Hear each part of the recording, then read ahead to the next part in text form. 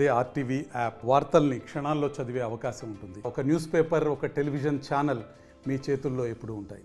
సాక్ష్యాధారాలతో సహా అంటే ఫోటో గ్యాలరీ ఆర్గనైజ్ చేసి, వీడియో క్లిప్పింగ్స్ కూడా ఆర్గనైజ్ చేసి, ఈ ఫోటో గ్యాలరీ ద్వారా, వీడియో క్లిప్పింగ్స్ ద్వారా ఢిల్లీలో ఫోటో గ్యాలరీ ప్రొటెస్ట్ ఆర్గనైజ్ చేసి, ఇవన్నీ కూడా డిస్ప్లే చేసి అన్ని పార్టీలను పిలిచినాం.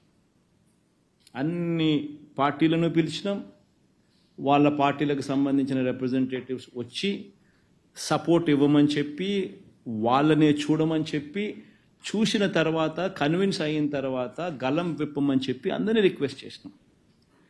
సిమిలర్గా ప్రతి మీడియా హౌస్ను పిలిచినాం.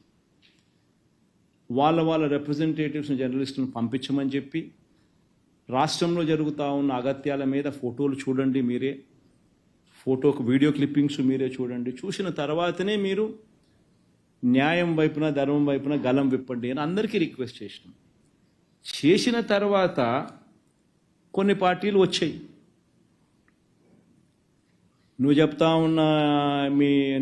ఉన్న ఇండియా కూటమికి సంబంధించిన పార్టీలు, మిగతా పార్టీలు వచ్చాయి, కాంగ్రెస్ పార్టీ రాలా. కాంగ్రెస్ పార్టీ ఎందుకు రాలేదు అని కాంగ్రెస్ పార్టీని అడగాల. చంద్రబాబు నాయుడుకు వాళ్ళకు ఉన్న సంబంధాలు ఏమిటి అని కాంగ్రెస్ పార్టీని అడగాల. రేవంత్ రెడ్డి ద్వారా చంద్రబాబు నాయుడు ఏ రకంగా కాంగ్రెస్ పార్టీ పెద్దలతో కాంటాక్ట్ మెయింటైన్ చేస్తూ ఉన్నాడని కాంగ్రెస్ పార్టీని అడగాల. రాష్ట్రంలో జరుగుతూ ఉన్న అరాచకాలు కళ్ళ ఎదుటే కనిపిస్తూ ఉంటే, మణిపూర్లో ఏమో ధ్వజమెత్తుతాడు, ఆంధ్ర రాష్ట్రంలో అటువంటి గొడవలే ఇక్కడ జరుగుతూ ఉన్నప్పుడు, అంత దారుణంగా అగత్యాలు జరుగుతూ ఉన్నప్పుడు ఎందుకు మరి వచ్చి మద్దతు ఇవ్వడం లేదు? అడగాల కదా. అంటే వాళ్ళకు అనుకూలమైన రాష్ట్రంలో ఏదైనా గొడవలు జరిగినా అడక్కపోవడం ధర్మమేనా? వాళ్ళకు వ్యతిరేకంగా ఉన్న రాష్ట్రాల్లో మాత్రమే గొడవలు జరిగితే అక్కడ మాత్రమే ప్రశ్నించడం న్యాయమేనా? నా వరకు నేనైతే చెప్తా ఉన్నా, ఎవరైతే వచ్చి మనకు మద్దతు ఇస్తారు, ఎవరైతే రాష్ట్రంలో జరుగుతూ ఉన్న అన్యాయాల మీద తోడుగా ఉంటారో, ఖచ్చితంగా వాళ్ళందరితో కలిసి ఖచ్చితంగా పోరాటం చేసే కార్యక్రమంలో, అడుగులు ముందుకు వేసే కార్యక్రమంలో జరుగుతాయి. బీజేపీని పిలిచాము, కాంగ్రెస్ను పిలిచాము, సమాజ్వాదీ పార్టీని పిలిచాము, మన మమతా బెనర్జీ గారిని పిలిచాము, అన్ని పార్టీలను పిలిచినాము. వచ్చిన వాళ్ళందరితో కలుపుకొని, వచ్చిన వాళ్ళందరితో కలిసి పోరాటం చేసే విధంగా అడుగులు వేస్తాం. ఎందుకు వేయకుండా ఉంటాం?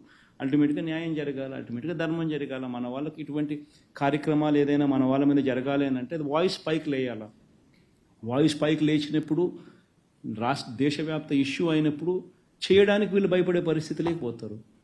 ఆ పరిస్థితి క్రియేట్ చేయడం కోసం అని చెప్పి ఖచ్చితంగా వాయిస్ ఎవడెవరినైతే కలుపుకోవాలనో, ఎక్కడెక్కడైతే వాయిస్ లేపగలుగుతామో ఆ ప్రతి ప్రక్రియ కూడా చేస్తాం. అంతే కదా ప్రసన్న? ఆ ప్లేస్లో నువ్వు ఉన్నా కూడా అదే చేస్తావు కదా. అదే చేస్తాం. రాలేదంటే వాళ్ళని అడగాల, నువ్వు ఎందుకు రాలేదు అని చెప్పి. చంద్రబాబు నాయుడు మీద ఎందుకు అంత వ్యామోహం అని, చంద్రబాబు నాయుడుతో ఎందుకు అంత సంబంధాలు మెయింటైన్ చేస్తున్నారు అని నువ్వు వాళ్ళని అడగాల. సార్, పొలిటికల్ దాడులు అనేవి మీకు కొత్త ఏం కాదు సార్. పొలిటికల్ దాడులు అనేవి మీకు కొత్త ఏం కాదు. మీ ఫ్యామిలీ మీద కూడా దాడులు జరిగినాయి.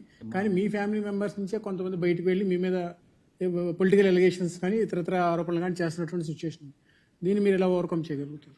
ఈ టాపిక్ మనమే డైవర్ట్ చేయడం ఎందుకు? అసలు జరిగేది ఏంది అని చెప్పి. రాష్ట్రంలో 50 రోజుల నుంచి మీరు అంతా చూస్తూనే ఉండరు, ఏం జరుగుతూ ఉందో మన కళ్ళ ఎదుటే కనిపిస్తూ ఉంది. 50 రోజులు నిజంగా ఈ మాదిరిగా కార్పొరేటర్ను మొన్న చూస్తూ ఉన్నాను. ఇక్కడ న్యూజివీడ్ కార్పొరేటర్ను యూట్యూబ్లో, సోషల్ మీడియాలో కనిపిస్తూ ఉంది. ఆ పిల్లడు పరిగెత్తాడు, కౌన్సిలర్ పరిగెత్తాడు, వెనక కత్తి తీసుకొని పొడిచేదానికి ఇంకొకటి పరిగెత్తాను కనుక. మన రషీద్ అనే మన వెనుకొండలో పిల్లోని ఏకంగా కత్తి తీసుకొని సోషల్ మీడియాలో కనిపిస్తుంది వీడియో క్లిప్పింగ్. దారుణంగా నరుకుతూ ఉన్నారు. ఎక్కడ చూసినా ఈ రెడ్ బుక్ పేరుతో హోర్డింగ్స్, ఎక్కడ చూసినా లోకేష్ అనే వ్యక్తి ఎక్కడ చూసినా పెట్టున్నాడు, మన కళ్ళ ముందునే కనిపిస్తూ ఉంది. నేను వెనుకొండలో మన ఏఎంసీ చైర్మన్ కారులో వస్తూ ఉంటే కారు ఆపి ఏ రకంగా కాళ్ళు చేతులు రెండు కూడా ఎరగొట్టి సర్జరీ జరుగుతూ ఉంది. పరిస్థితి చనిపోయినాడని చెప్పి వదిలేసిపోతే మన కళ్ళ ముందునే కనిపిస్తూ ఉండే. ఇవన్నీ మన కళ్ళ ఎదుటే ఇటువంటి ఘటనలన్నీ కూడా జరుగుతూ ఉన్నట్టుగా కనిపిస్తూ ఉన్నప్పుడు మనం ఏం చేయాలా తోటి మనిషి కింద? ఈ పొద్దు ఈ మనిషికి జరుగుతూ ఉంది, రేపు పొద్దున ఇలాగే దాన్ని వదిలేసినామనంటే లాలెస్నెస్ ఉండదు, లాలెస్నెస్ పెరిగిపోతా పోతుంది. లాలెస్నెస్ అనే దానికి హదుపు ఉండదు. ఎప్పుడైతే నువ్వు పోలీసులకు నువ్వు తప్పు చేస్తే శిక్షించాలి అని చెప్పి ఆదేశాలు ఇస్తే పోలీసులు నీ వైపున ఉంటారు.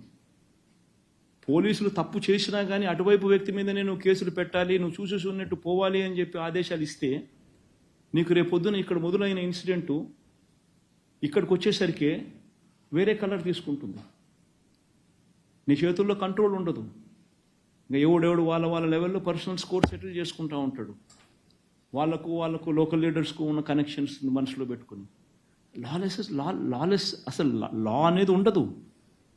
మనం ఇటువంటి కార్యక్రమాలు జరిగినప్పుడు ఖండించే కార్యక్రమం మనం చేయించాలి. మనం చేసే కార్యక్రమం మన కళ్ళ ఎదుటే కనిపిస్తూ ఉన్నప్పుడు మనమే ఈ టాపిక్లో నుంచి డైవర్ట్ అయిపోయి రకరకాల టాపిక్లకి మనమే పోయి దీన్ని తీసుకొని పోతే ఏం సాధిస్తాం మనం? మరిన్ని వీడియోస్ కోసం ఛానల్ ని సబ్స్క్రైబ్ చేయండి. లేటెస్ట్ అప్డేట్స్ కోసం వాట్సాప్ ఛానల్ ని ఫాలో చేయండి. అండ్ లింక్ డిస్క్రిప్షన్ లో ఉంది.